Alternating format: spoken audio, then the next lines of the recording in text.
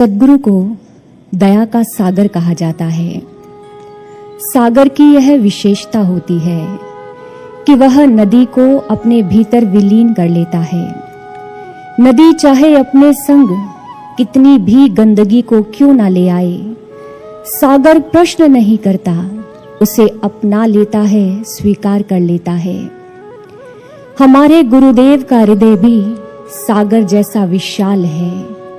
उनकी शरण में आकर हर कोई सहज ही उनके प्रेम व दया को पा लेता है। बहुत वर्षों पुरानी बात है। एक दिन सुबह सुबह महाराज जी ने गुब्बारों की मांग की। गुरु की आज्ञा मिलते ही भैया ने बाजार की ओर दुड़की लगाई और केवल गुब्बारे लेकर नहीं आए, गुब्बारे वाले को भी संग लेकर आए। उसे एक जगह पर बिठा दिया, यहाँ बैठकर गुब्बारों में हवा भरो। जो ही गुरुदेव इच्छा प्रकट करेंगे हम तुमसे गुब्बारे ले जाएंगे। अभी इतना कहा भर ही था कि जोर जोर से जय श्री राम की ध्वनि गूंजने लगी। देखा गुरुदेव कक्ष से बाहर आ चुके हैं और प्रसाद लीला आरंभ करने वाले हैं। गुरुदेव ने प्रसाद वितरण के लिए गुब्बारों की मांग की।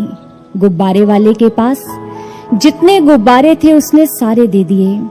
उस दिन गुरुदेव ने किसी गुब्बारे के संग केले को बांधा, किसी के संग टॉफी को बांधा और उसे संगत की ओर उड़ा दिया।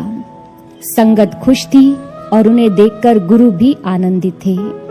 थोड़ी ही देर में महाराज जी कक्ष में वापस लौट गए। गुब्बारे वाला अभी भी बैठा गुब्बारों में हवा भरता रहा। 1 घंटा बीता, गुरुदेव कक्ष से वापस आए, फिर से गुब्बारों की मांग की और फिर से वही प्रसाद लीला पूरी की। उस दिन एक बार नहीं 5 बार महाराज जी ने प्रसाद वितरण किया गुब्बारों के माध्यम से। अब तो गुब्बारे वाले के पास एक भी गुब्बारा शेष नहीं बचा था। स्वामी जी ने गुब्बारे वाले का हिसाब किताब करने के लिए उसे ऑफिस में बुलाया। जितने पैसे बनते थे उसे देने लगे। तभी उसकी आंखों में आंसू आ गए। स्वामी जी ने कहा, ऐसे रोते नहीं है, गुरु के दरबार से कभी कोई रोते हुए नहीं जाता।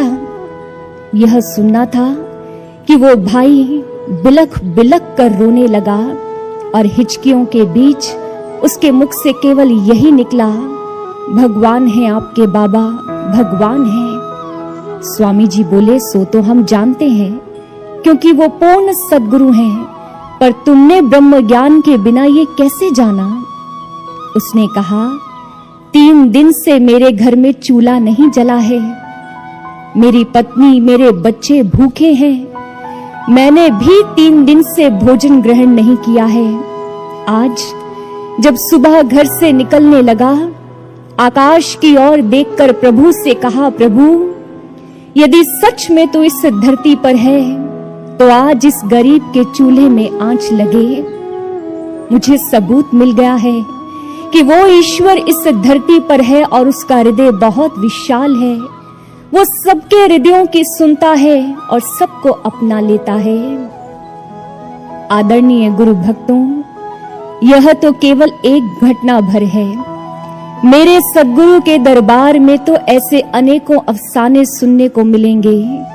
दरबार में कामिल मुर्शिद के दुख दर्द मिटाए जाते हैं, दुनिया के सताए लोग यहाँ सीने से लगाए जाते हैं, सीने से लगाए जाते हैं।